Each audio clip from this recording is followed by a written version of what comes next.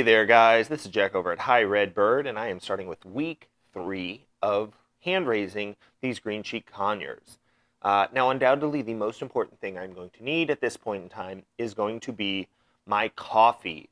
If you are at this point, you can use whatever caffeinated beverage is best for you, but raising babies can be a little bit tiring. The good news is that in the last week, these babies have started sleeping through the night. They were getting 2 feedings overnight before, and basically I would just let them call for me and let me know when they were getting hungry, but they are now sleeping through the night, so they are currently getting fed every 3 hours from 6 a.m. to 9 p.m. So they're going about 9 hours without feeding, which is excellent. Though, of course, it is also because they are getting pretty close to their adult body weight. Now, they definitely don't look like adults yet, but they are getting close to the size of adults. So just like we've done before, I'm going to go ahead, I'm going to mix up the hand feeding formula. I'm going to add a little bit of water to a cup as well. I use that clean water in order to clean off the babies, to clean up any messes they make, and to clean my hands as well. I usually have some paper towels prepped. And as always, I have my miniature fight with the scale to make sure that it is on and it is recording a weight in grams. Now you'll be able to see that I am housing the babies instead of their bowl with paper towels. They are now in a container with pine shavings. You can see they're getting really big. They're starting to move around on their own. So I want to make sure that I can get a weight on these guys to get an idea of how much they're growing, how well they're doing, and to know how much they should be fed, because again, they should be fed about 10 to 15% of their body weight per feeding. Now, I remember when these birds were absolutely tiny, but they are currently up to 82 and 65 grams respectively. So I'm going to go ahead, I'm going to get this hand feeding formula ready, and I am going to be honest with you guys. I was being a little impatient this morning. It wasn't cooling down as much as I wanted.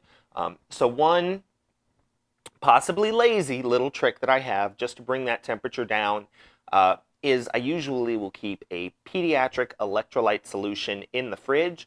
I can add a little bit of that.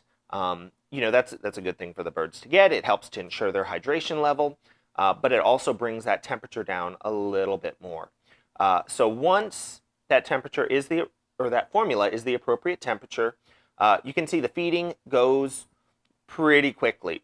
Now I have had some people ask me while I'm doing this, you know, how exactly or why exactly I'm restraining the babies. And the goal here is not to restrain the babies.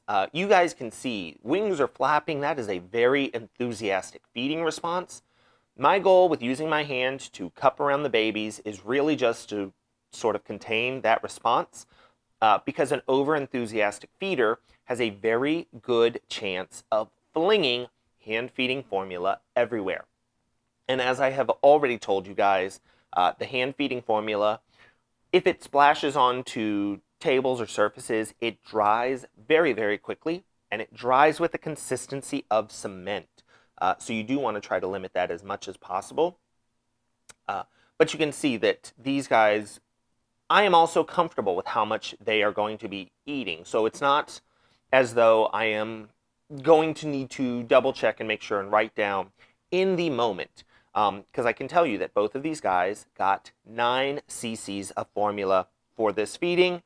They're both getting about 9 cc's of formula per feeding. So I do write it down and document it after the fact. Again, you always want to have those records ready, but I am at a comfortable level where I pretty much know how much they are going to eat. Now, just like before, we're going to go ahead, clean the babies off. You know, with siblings who are feeding very enthusiastically, you will be amazed where you have to clean hand feeding formula. The second chick that I am raising actually had a good dollop of it on the top of his head, so we had to go ahead and clean that off. Again, just, you know, checking their vent to make sure that that is nice and clean.